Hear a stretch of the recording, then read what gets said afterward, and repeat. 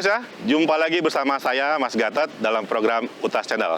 Nah, kali ini saya sudah berada di kawasan Ciseeng, Kabupaten Bogor untuk melihat bagaimana budidaya ayam kalkun yang dikelola oleh Bapak Haji Teguh. Bagaimana liputannya? Mari ikut saya.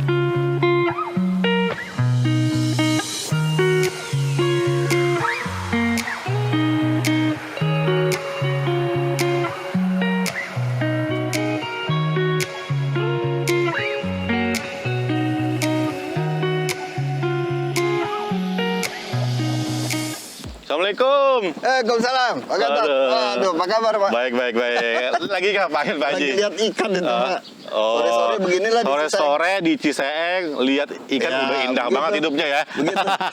Ya, Pak Haji Teguh. Yes. Saya kemarin memang sengaja mau melihat bagaimana sih perkembangan budidaya kalkun. Oh, boleh, Pak. Oh, jadi nanti saya dikasih tahu bagaimana tuh informasinya, Siap. kayak seperti apa, bibitannya dari mana gitu.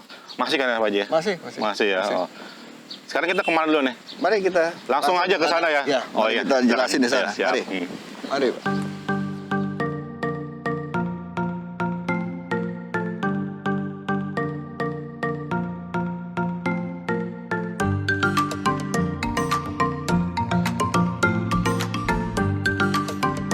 Ya. Pak Haji, ini semua lahannya ada berapa hektar ini Pak Haji? Kayak luas banget ya?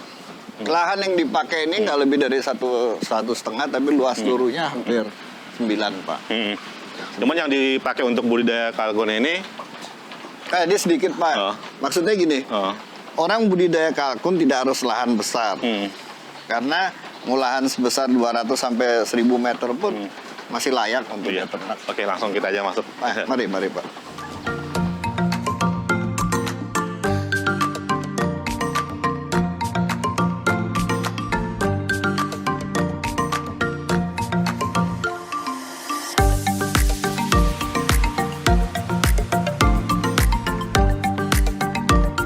Ya. Ini dari sekian banyak jenis ayam kalkun. Saya juga perlu tahu informasinya memang seperti apa nih. Ayam kalkun tuh ada berapa banyak jenisnya Pak Haji? Kalau di kita hanya ada 4, Pak. Yang ada black ini, brown, albino, sama royal palem. Tapi lebih banyak lagi sebenarnya. Ada yang jenisnya apa namanya blue slide ada. Terus ada kombinasi warna campuran dari perkawinan mereka juga ada. Tapi yang orang tahu itu yang standar ada di kita hanya 4 jenis itu, Pak. Ya memang yang sudah dikenal di masyarakat luas Ya. ya 4 itu aja ya Pak Haji ya. Kalau bicara mana orang lebih suka pelihara, kalau untuk hobi orang lebih suka yang brown. Brown. Albino juga nggak nutup kemungkinan. Ini juga banyak. Royal palem juga dia punya ciri khas tersendiri itu. Dia kombinasi ada hitam, putih, coklat, nano-nano warna ini. Jadi kalau di pekarangan itu cukup bagus nih, Pak Gatot.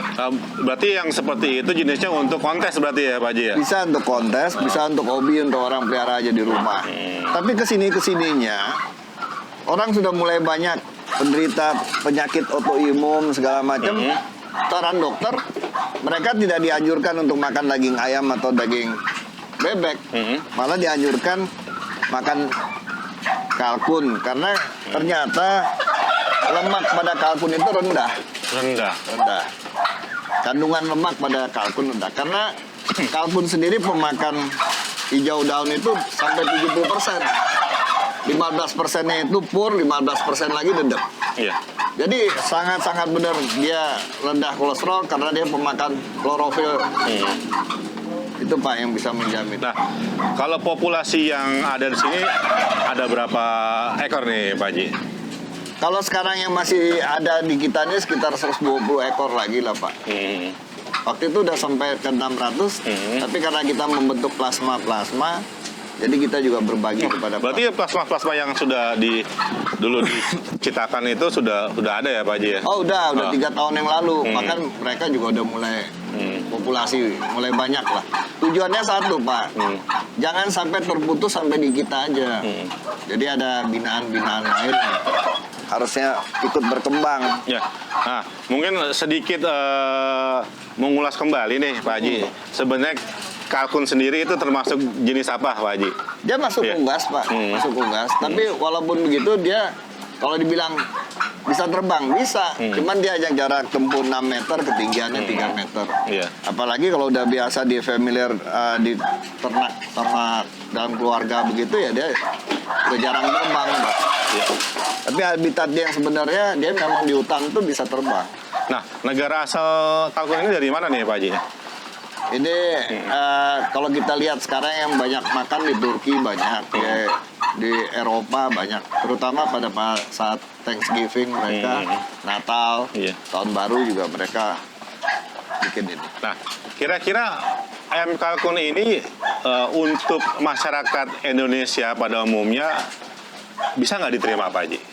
Sudah mulai Pak, sudah mulai. Karena dengan orang tidak bisa makan lagi ayam broiler dan bebek, pilihannya nggak ada kemana-mana, tinggal ada di kalkun. Jenis unggas yang bisa dia makan hanya kalkun karena memang jenis unggas ini rendah kolesterolnya, Pak. Ya, yang jelas memang ini menjadi makanan sehat, menu sehat buat kita semua ya Pak Haji ya. Betul, Ya. betul. Oke Pak Haji, kita lihat-lihat dulu lah. Boleh. Jangan cerita-cerita dulu nih, saya juga pengen lihat ayam kalkun yang lain lagi. Serius, boleh, boleh. Ya. Mari, Iya, kita Pak. lihat dulu sana ya. Ayo, Oke, mari, iya, Pak. Pak Haji. Mari, Pak. Ini yang saya bilang ini yang albino ini, Oh, Pak. ini albino. Ini albino. Ini juga albino. Oke. Saya coba lagi silangkan. Nah, ini albino. Ini albino. Sorry, ini tadi Royal Palm ya, Pak. Ini Oh, Royal Royal Palm. Ini yang albino. Ini albino. Ini yang kalau orang bilang yang warna black itu ya ini. Cuman ada lagi yang sebetulnya black spin, dia nggak ada kombinasi warna apa-apa, dia hitam, Polos saja. polos hitam. Tapi sulit Pak kita dapat. Itu juga Di sini sulit.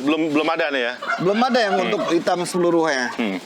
Nah, tadi untuk pola makannya sendiri sebenarnya sudah ada caranya sendiri atau gimana Pak Haji? Ya, jadi dia ini daunnya yang paling mudah kita pakai ini sejenis sama. Namanya eceng gondok, kan aman untuk kita. Eceng gondok. Eceng gondok. Oh. Jadi, tapi tidak menutup kemungkinan daun-daun lain juga dia makan seperti daun pisang, sambung nyawa, atau daun pepaya, daun singkong. Dia makan tetap. Berarti memang sudah tersedia di lingkungan sekitar kita ya Pak Haji ya? Ya, dan kebanyakan pembudidaya kalkun itu adanya di daerah pinggiran, Pak Gatot.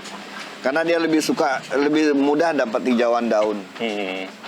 Kalau di kota agak sulit, Pak. Jadi dia harus bermain sama pasar terdekat.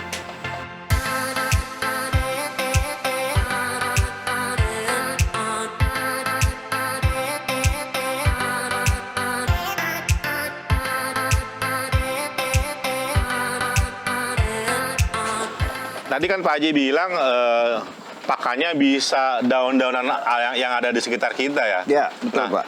Ada kendala nggak di situ? Kan soalnya kayak daun pisang sendiri itu teksturnya lebar-lebar, besar-besar gitu. Apa Kalau- harus dicaca manual atau gimana Pak Haji? Gini, Pak Gatot.